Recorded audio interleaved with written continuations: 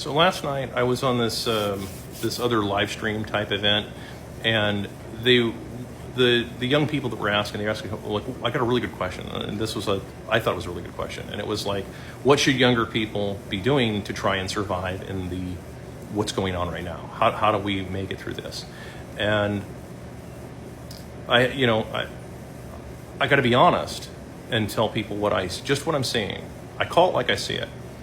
You can either run a bunch of scams, because that's what everything is turned into. Everything downstream of a scam currency like the US dollar, which is a scam, is going to now turn into a scam, because there's no real way to do a whole lot of honest stuff with that, especially as these bigger companies start eradicating all of the small businesses and smaller opportunities that are out there. And as they just continue to run more and more scams where they're like, oh, we're going to have 10 interviews now. Like, these are ridiculous things. Like, this kind of stuff is just, none of this stuff really needs to exist. Or you can do all those jobs that they claim Americans won't do. But of course, you're now competing with all the people that they're importing who will do those jobs for nothing, because the currency, the US dollar, buys 10 times more stuff in their countries. In other words, this is me saying we're coming up to the end of the trail here, where you're running out of options. You are being moved into checkmate. You can move the pieces around on the board for a little while longer, but you're gonna run out of options here very soon, Americans. You understand what I'm saying without me saying it, right? You're running out of options, and they're putting you in that situation. And it's on purpose. You're going to eventually be unpersoned. You small business owners out there who sell things on credit, and you use like Synchrony and other banks to do like lending for your customers. Eventually, the time is going to come. They're not going to approve customers at your business. They'll have to go to the bigger client, the bigger customer, where they'll be approved there. A good example of that would be, let's say that you owned a small car lot, but none of the banks ever financed any of your deals. So are people going to be able to buy cars from you? Probably not. They're going to have to go to the big stores, the big lots, where the banks will approve them. That is coming. And what they'll do is they'll just use TOS, and they'll make up all different kinds of reasons to make it impossible for you to do business with them. And so, like, this is what's happening.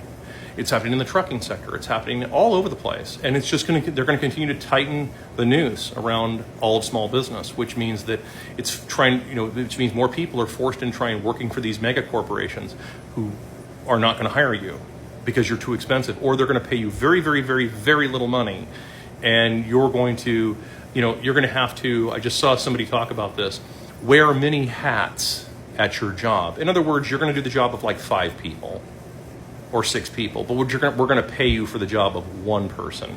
And if you do have any opinion that is outside of the acceptable opinion on socialist media anywhere, you're going to be fired. So in other words, this is the sort of China model of the socialist credit score kind of thing. So I know that there's a whole bunch of young people are saying like, no, there's got to be a way around all this. The founders of our country put the Second Amendment in for a reason, because they knew that this kind of thing would happen. Like, oh no, they didn't know all this. Yeah, they did. They knew all this would. Not this specific stuff with technological, the technological advances, but this is where governments inevitably go. Governments inevitably start working with bankers, and they inevitably start working with giant corporate oligarchs, and they consolidate, and that's what's happened here. You are running out of time, you're running out of space, and you're running out of money very quickly all over the country. And you're like, well, but then how are you so calm about it, Axel? I can't explain that to you.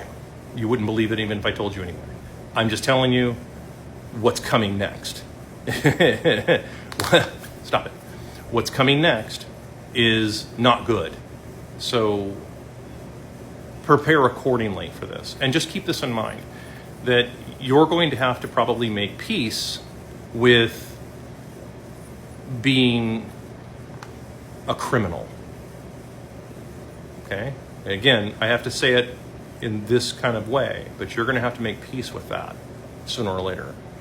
Now remember, keep in mind, you'll be criminals in the eyes of the people who are now officially making it policy that there is no apparent list. These are the people that are protecting all that. So those are the people that are going to consider you to be criminals. But you have that problem in the middle that I talked about yesterday. I'm far enough in the video now I can say whatever the hell I want. And it's like, yeah, your pigs and your military are going to be your problem because most of them are honorless scumbags. You know, prove me wrong. Cops and military, prove me wrong. Quit. Quit. Right now. Quit.